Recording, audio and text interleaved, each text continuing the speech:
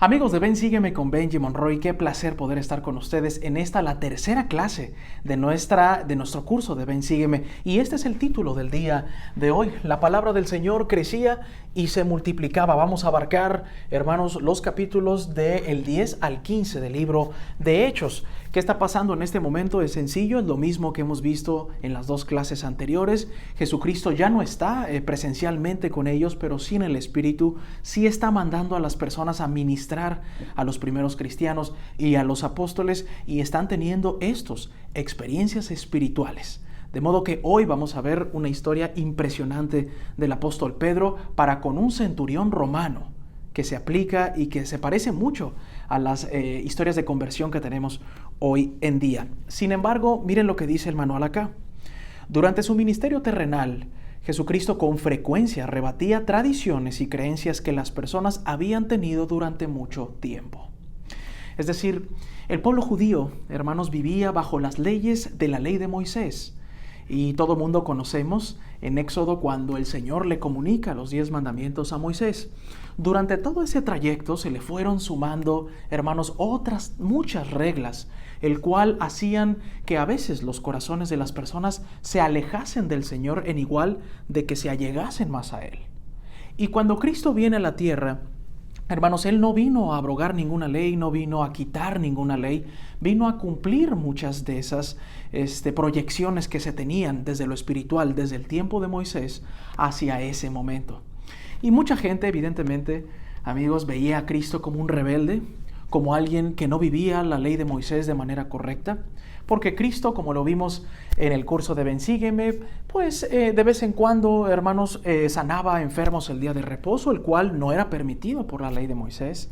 Él comía con personas que no eran del convenio en sus casas y entraba a sus casas y se le era criticado todo el tiempo. Pero Cristo, amigos y amigas, no era ningún rebelde. Él venía a ofrecer un camino más puro, un camino mejor, un camino más santo para poder llegar a la presencia de Dios. Cristo le reveló que había llegado el momento de predicar el evangelio a quienes no eran judíos. ¿A quién, hermanos? A Simón Pedro. Así que vamos a dibujar acá en nuestra pizarra, como ha sido una costumbre el día de hoy. Vamos a dibujar a Jesucristo aquí con la silueta acostumbrada, lo vamos a poner un poco más pequeño. Y Cristo, hermanos, está cumpliendo lo que Él había dicho. Está teniendo revelación para con su apóstol Simón Pedro, que vamos a dibujar de esta manera acá. Lo vamos a hacer ahora mirando de frente y vamos a tratar de detallar un poquito más el dibujo. A veces por las prisas, hermanos, que nos agarran aquí en la clase, los dibujos no son tan detallados, pero espero que ustedes lo puedan apreciar. Y vamos a dibujar a Pedro aquí, de esta manera. Muchos lo dibujan con cabello rizado, algunos otros no, pero nada más es cuestión de dibujarlo para poderlo imaginar un poquito, a ver cómo era el apóstol que iba a ser la cabeza de la iglesia. Hermanos, una responsabilidad muy importante. Él pasó de ser un converso en la iglesia y en 3 años dirigirla. ¿Cuántos de nosotros podrían hacer eso? Hermanos, es una gran pregunta, ¿verdad? Quizá muchos de nosotros no tendríamos la capacidad de poder llevar a cabo esta gran obra.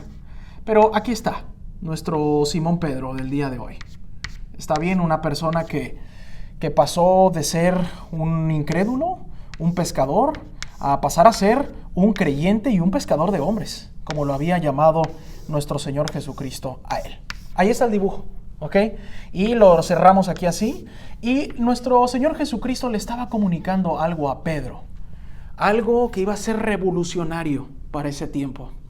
Amigos, quiero que ustedes en esta clase de Ven, sígueme, si seas jovencito, si seas un adulto o un adulto mayor, te des cuenta del momento histórico que está ocurriendo aquí.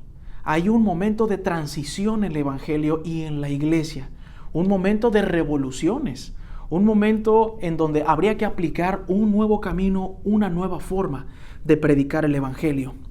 Tanto en la iglesia antigua como en la moderna, el amoroso Salvador guía a sus líderes escogidos.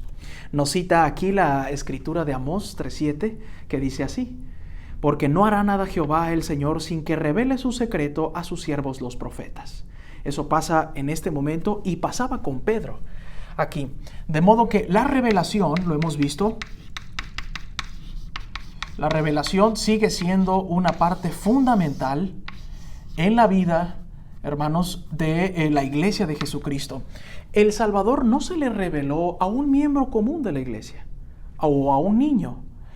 Cuando Cristo dicta cosas que van a cambiar el rumbo del Evangelio o van a indicar un nuevo rumbo más puro, más espiritual, Cristo es quien se comunica a los profetas. Y ese es el orden que sigue hoy en día. Dice más adelante: al igual que Pedro, debemos estar dispuestos a aceptar la revelación continua y vivir de toda palabra de Dios, que comprende todo lo que Él ha revelado, todo lo que actualmente revela y los muchos grandes e importantes asuntos que ha de revelar pertenecientes al reino de Dios. Este es el artículo de fe número 9, hermanos, que dice que ustedes lo pueden encontrar en la Perla de Gran Precio.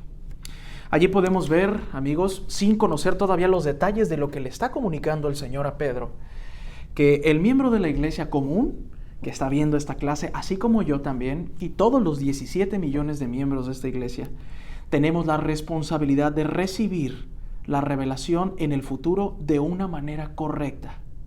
No se habla de una resistencia de Pedro a la revelación. Es verdad que quizá de principio Pedro no entendía todos los detalles del mensaje del Señor y lo vamos a ver aquí. Sin embargo, Pedro tenía un corazón abierto.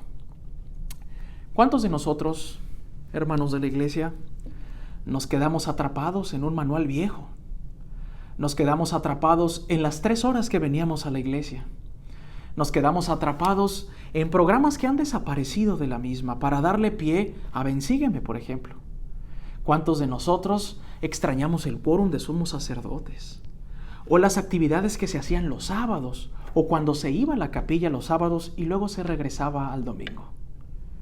He escuchado comentarios en las clases y aquí en Central de las Escrituras de hermanos que piensan que esa o esta iglesia de hoy no es la iglesia que ellos conocieron. A todos ellos les digo que esta es la iglesia del Señor.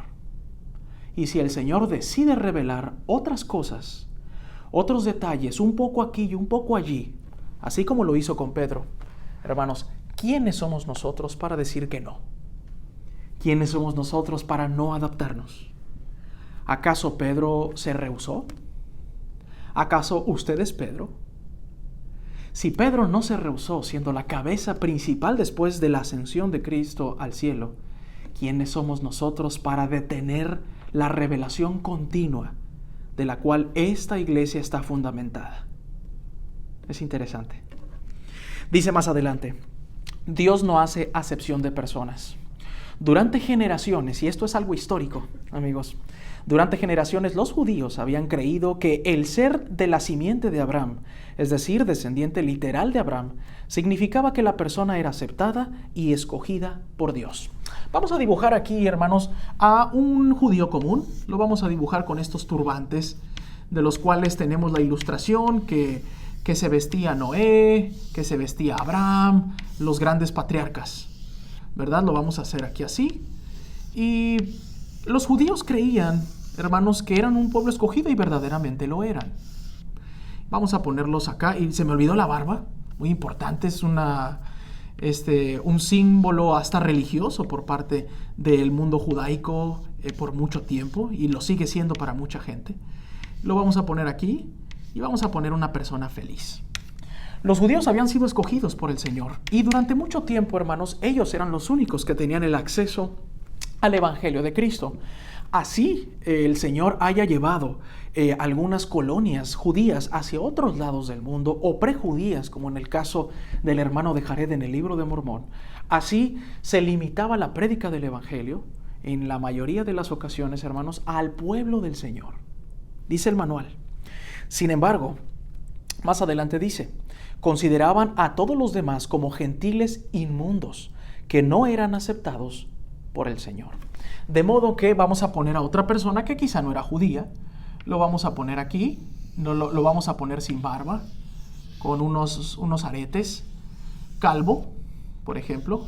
Vamos a suponer que esta persona era un egipcio. ¿Les parece? Que esta era persona egipcia, y lo vamos a poner con estos collares que les dibujan a los egipcios aquí así. Y los judíos, hermanos, a veces eran un tanto déspotas con aquellas personas que el Señor no había hecho convenio. Y vamos a poner una carita como riéndose, ¿está bien?, de la persona. Una carita así, y esta persona está pues un poco triste porque no podía recibir el evangelio, por así decirlo. Para poder ejemplificar lo que había sucedido casi desde el principio, hermanos, hasta el momento en que Cristo comienza a enseñar e ir en contra de muchas creencias que al final de cuentas hablaban de Él, de Cristo, y Él tenía el poder de poder enseñar la nueva manera en la que se iba a practicar el evangelio. La esencia no cambiaba, hermanos. Las cosas que rodeaban la práctica del evangelio eran las que iban a cambiar. De modo que, lo decimos aquí, los judíos veían a los gentiles como personas inmundas. El adjetivo calificativo es fuerte, pero así lo veían los judíos en la antigüedad. Después, amigos y amigas, viene un gran cambio. Viene un cambio que hoy en día estamos agradecidos con Pedro de que pudo haber ocurrido en algún momento de la historia. Esto se encuentra en el capítulo 10 de Hechos, el versículo 35. Tenemos una persona llamada Cornelio, que lo vamos a hacer aquí, y él era un romano. Vamos a hacer a Cornelio con estos famosos cascos que los romanos solían utilizar en la época de Jesucristo. No soy ningún experto en vestiduras romanas ni por el estilo, hermanos, pero bueno, vamos a tratar de dibujarlo de esta manera, así. Y aquí estaba un tal Cornelio. Amigos y amigas, lo interesante de Cornelio, mientras yo les dibujo aquí cómo pudo haber parecido Cornelio, lo interesante era que Cornelio creía en Cristo. No se sabe en la historia, ni tampoco en la crónica del Nuevo Testamento, cómo es que Cornelio llegó a la convicción de que había un Cristo, hermanos, pero lo que sabemos es que Cornelio creía en Jesucristo. Era un centurión, era romano, era una persona afamada, que tenía criados, tenía sirvientes en su casa y que seguramente era respetado por muchas personas, incluidas romanas. Pero Cornelio, hermanos, había de tener un sueño tras practicar un ayuno. Dice en Hechos, ustedes lo pueden ver más adelante, que Cornelio recibe una revelación y una visita de un ángel que le decía: id por unas personas que estaban en determinada ciudad, que iban a ser Pedro y los discípulos que iban con Jesucristo, y les decía: ve por ellos, ve por Pedro, están allá, manda a tus sirvientes. El ángel le comunica a Cornelio lo que tiene que hacer. Al mismo tiempo, amigos y amigas, Pedro, al estar hambriento, recibe también una revelación del Señor. Y dice Pedro que en determinado momento la revelación del Señor le dice: come. Y Pedro dice: no he comido comida inmunda nunca. Quizá usted, si usted ve las Escrituras, se puede estar un poco confundido con el relato. En la ley de Moisés, amigos y amigas, como en este pedacito que vemos acá, había ciertos animales que eran no permitidos comer bajo el convenio del Señor. Sin embargo, el Señor le decía a Pedro: ve y come. Pedro decía: Señor, jamás he comido nada inmundo. Lo que le estaba dando a entender el Señor a Pedro, hermanos, es que un nuevo orden iba a venir. Haciendo una analogía o una especie de paralelismo, esto iba a suceder con el centurión Cornelio. Así como había alimentos que no se comían en el antiguo Israel, así como hoy también se nos invita bajo la palabra de sabiduría, así también había personas a las que no se les podía predicar el evangelio. Y ahora las cosas iban a cambiar. A Pedro se le es mostrado a dónde ir. Los siervos del centurión, hermanos, encuentran a Pedro y lo llevan a la casa del centurión. Pedro entra al aposento del centurión y le dice: Cornelio, ¿para qué me necesitas? ¿Cuál es el propósito de esta visita? Cornelio le dice: tuve una visión de un ángel en donde me mostraba la persona que iba a ver y la persona que me iba a predicar. En ese momento, hermanos, comienza una larga conversión y muy productiva de parte de Cornelio. Al final de esta historia, hermanos y hermanas, Pedro aprovecha una excelente oportunidad para testificar con poder, para testificar que verdaderamente ahora Pedro sabía que toda aquella persona que creía en el Señor podía ser bautizada. Dice acá en Hechos 10:35, sino que toda nación se agrada del que le teme y hace lo justo. Repito, sino que en toda nación se agrada el Señor del que le teme y hace lo justo. No dijo como en antaño, si es de la casa de Israel y se arrepiente y guarda la ley, entonces lo recibiré. El Señor estaba abriendo los brazos. Vamos a dibujar a nuestro Padre Celestial en esta silueta, abriendo los brazos, hermanos. ¿Por qué empezaba este cambio? Amigos, ¿cómo se lo imaginan? ¿Por qué cree que el Señor estaba dándole la oportunidad de conocer el Evangelio a los que no lo habían conocido antes? ¿Será que el comienzo del recogimiento de Israel estaba empezando? ¿Será que el Señor comenzaba a decirle a la gente, hey, tú también tendrás la oportunidad de conocer al Santo de Israel? Acá lo dibujo a nuestro Padre Celestial con los brazos abiertos. Pedro le testifica al centurión, toda persona, independientemente de su nación, haya nacido en el convenio o no, hermanos, estaba listo para ser recibido en el Evangelio. ¿Y saben qué? Eso es algo de lo que disfrutamos hoy en día. No importa el color de tu raza, no importa si pertenecías a otra religión, no importa si nunca has escuchado nada de Dios. Si tú tienes el corazón dispuesto para poder entrar en el convenio y conocerle a Él, bien puedes ser recibido. Dice más adelante, al igual que los judíos que se consideraban superiores a quienes no eran de la simiente de Abraham, se ha descubierto a sí mismo haciendo suposiciones o comentarios descorteses y desinformados sobre personas que son diferentes a usted. En ocasiones, hermanos, en nuestra necedad, creemos o a veces nos creemos superiores a los demás. A veces pensamos los miembros de esta iglesia que porque tenemos la plenitud del Evangelio y todas las revelaciones dadas con José Smith, los demás miembros de otras iglesias no valen. Y los tratamos mal. Y a veces somos groseros. Y pensamos que fuera de la iglesia nada vale.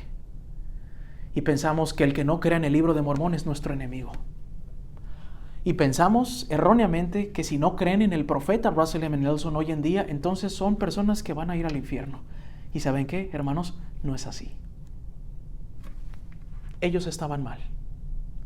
Los judíos se creían superiores porque el Señor solamente estaba esperando el tiempo para mandar a Pedro, mandar a Cristo y mandar a los apóstoles para decirles, vayan a los extremos de la tierra y tráiganme a todos los hijos arrepentidos, independientemente de su color. Hermanos, nosotros no somos mejores que nadie. Somos personas escogidas por Él para llevar a cabo sus designios, pero eso no nos hace ni mejores ni peores. Nos hace especiales para el Señor, pero recuerden, el Señor quiere a todos por igual. Pasa, ¿no? Pasa eso dentro de la iglesia. Pasa en otras denominaciones religiosas, incluso pasa en las sociedades en el mundo. Que por los colores de piel a veces la gente es discriminada, es maltratada o es ignorada. Amigos y amigas, evidentemente Dios nos ha hecho diferentes físicamente, nos ha hecho hablar idiomas diferentes, pero a todos nos quiere, a todos nos recibe. A veces el Señor espera algunas bendiciones para cierto grupo de personas, pero no porque no los quiera, sino porque Él conoce otras cosas que yo no conozco. Quizá para mí, en mi entendimiento, le hubiese dicho al Señor, Señor, ¿por qué no abriste el Evangelio desde un principio a todo el mundo? Qué bueno que el Señor no piensa como yo. El Señor conoce el tiempo debido y el momento indicado para abrir el Evangelio a todos. En algún momento, en la historia de la iglesia moderna, hermanos, las personas afrodescendientes o descendientes de África, hermanos, no recibían el poder del sacerdocio. Y no es porque el Señor no los quería. Era porque el Señor estaba haciendo lo mismo que en algún momento hizo en Israel. Tratar con paciencia para que llegase el momento en que todos los hijos varones del Señor recibiesen la plenitud del Evangelio por medio del santo sacerdocio y la obra del templo y los llamamientos y el progreso espiritual. Mucha gente no lo entiende, hermanos, y lo cataloga como racismo. ¿Acaso Dios era racista? Hermanos, la respuesta es muy sencilla. La respuesta es que no. Dios espera en su momento a determinados hijos de Él, a determinadas personas, para darles las bendiciones necesarias según la prudencia y la sabiduría de Él, que es muy diferente a la sabiduría de los hombres. Si les ha pasado eso, ¿cómo podría vencer esa costumbre? Podría resultar interesante tratar de hacer un simple ejercicio durante los próximos días. Cada vez que esté interactuando con alguien, trate de pensar, esta persona es un hijo o una hija de Dios. Al hacerlo, ¿qué cambios nota en su manera de pensar e interactuar con los demás? Hermanos, ¿cómo trata a la gente que le pide limosna en la calle?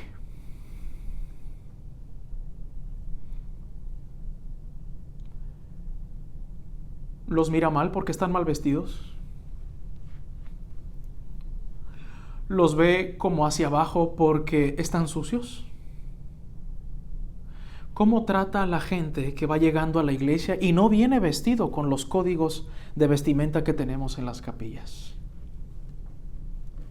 ¿Los recibe bien, hermana?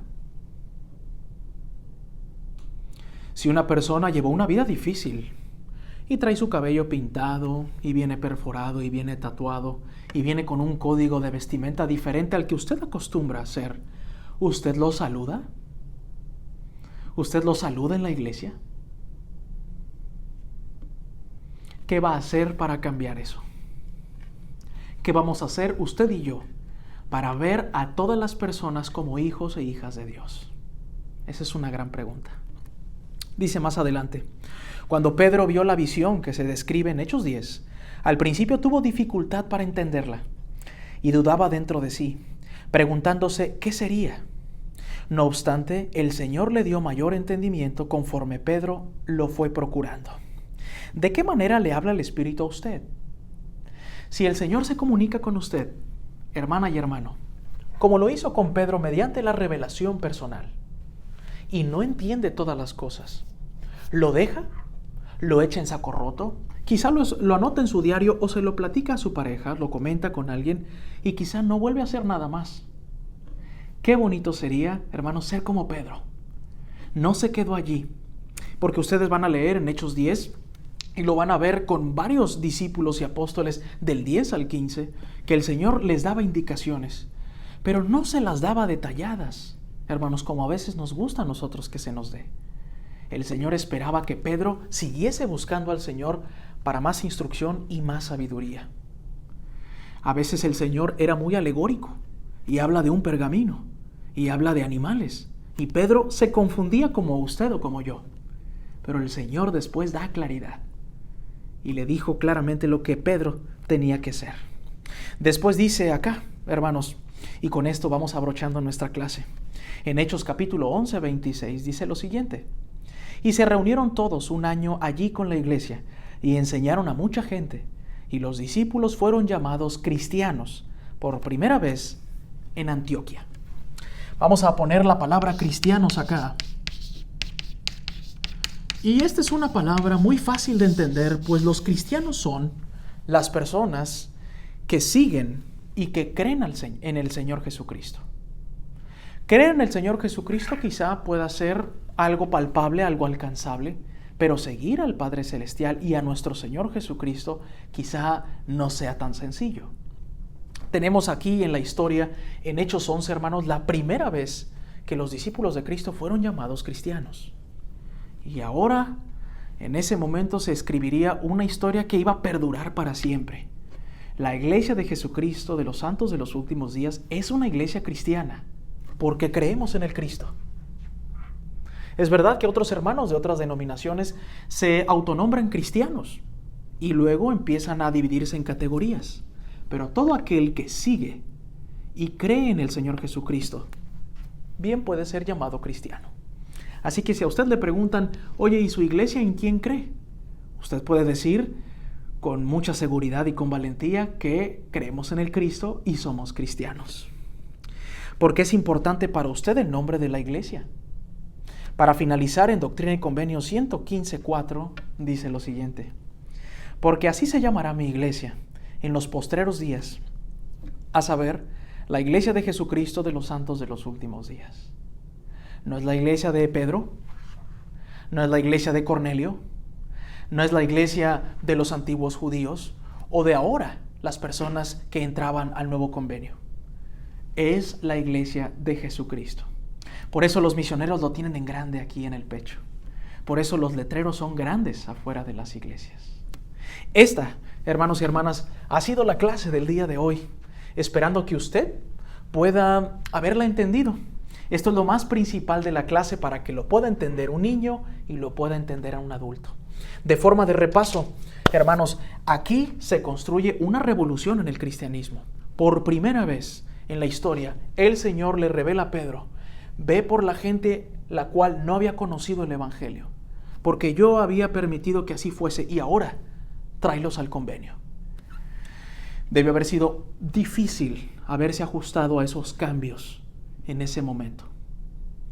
En la iglesia seguirá habiendo cambios, como en la iglesia primitiva.